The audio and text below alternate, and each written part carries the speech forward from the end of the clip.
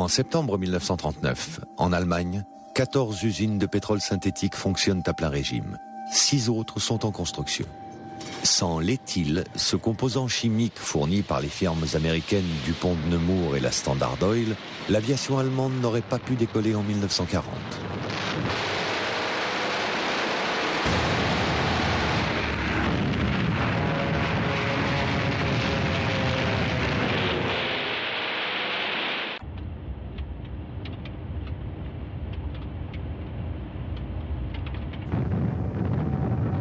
L'Allemagne peut bombarder l'Angleterre sans crainte de manquer de carburant. Par contre, la Grande-Bretagne, coupée de ses lignes d'approvisionnement, dépend à nouveau des États-Unis.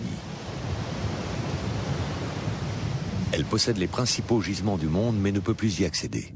Elle frôle la catastrophe. Les sous-marins allemands ont la maîtrise des mers et infligent d'énormes pertes aux convois de pétrole à destination de l'Angleterre. Le 22 juin 1941, Hitler rompt le pacte qu'il a passé avec Staline en 1939. Alors que les derniers convois de pétrole soviétiques sont encore en route pour l'Allemagne, il lance ses armées à l'assaut de l'Union soviétique pour s'emparer du pétrole du Caucase.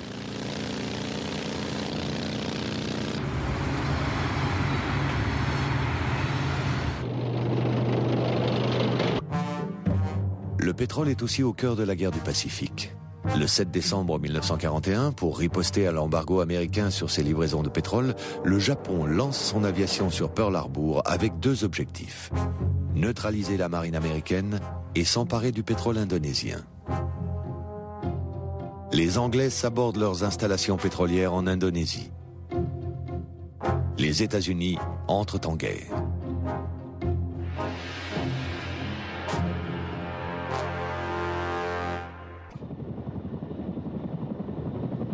La pénurie de pétrole précipite la défaite allemande. À l'hiver 1943, l'armée allemande encerclée à Stalingrad, incapable de lancer une contre-offensive pour briser l'étau soviétique, essuie sa première grande défaite.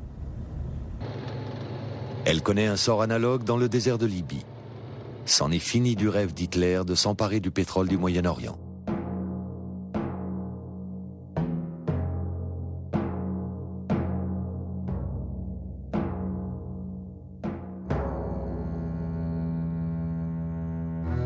Les armées anglaises et soviétiques occupent l'Iran par où transitent les armes et le pétrole à destination du front russe. Elles s'engagent formellement à quitter le pays une fois la guerre terminée.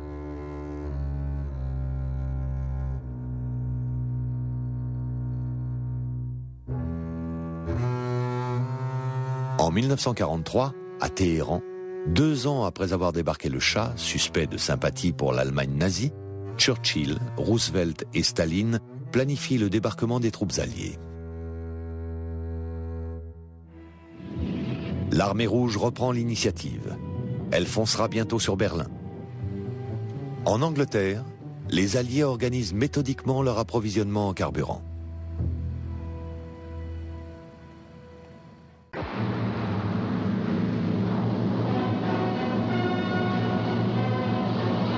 Operation Pluto, P-L-U-T-O, standing for Pipeline Under the Ocean, from the Mersey to the Rhine.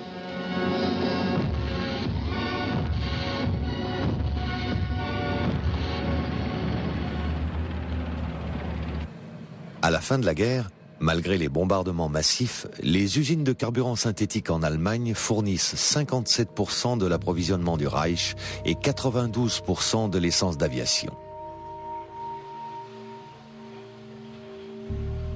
C'est Albert Speer, ministre de l'Armement, ici en tournée d'inspection, qui fournit à IG Farben une main-d'œuvre d'esclaves venus des camps de concentration.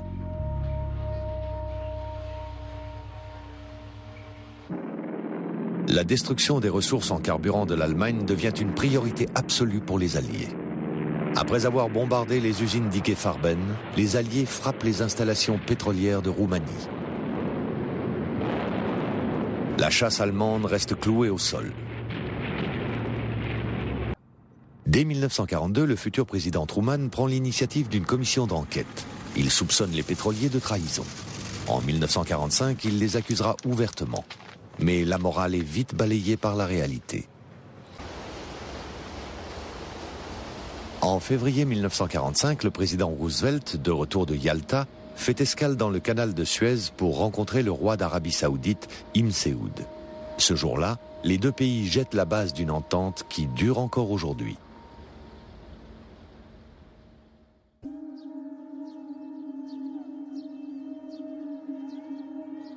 Alors que les ruines de Berlin sont encore fumantes et que les Alliés célèbrent leur victoire, le pétrole est à l'origine du premier incident de la future guerre froide. Au mépris de leurs engagements, les Soviétiques tentent de s'emparer du pétrole situé au nord de l'Iran en créant de toutes pièces une république fantoche, l'Azerbaïdjan.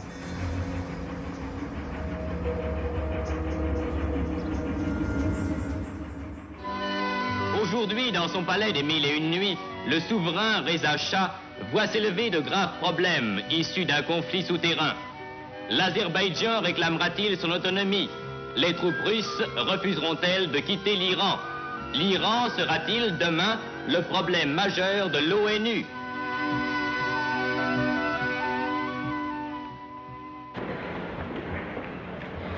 Pour la première fois de son histoire, le tout nouveau Conseil de sécurité est saisi. À cette occasion, la délégation soviétique quitte la séance. Le jeune Shah d'Iran reprend le contrôle de son territoire avec l'aide militaire des États-Unis. Mais l'Iran va être au cœur d'autres crises qui opposeront Américains et Soviétiques.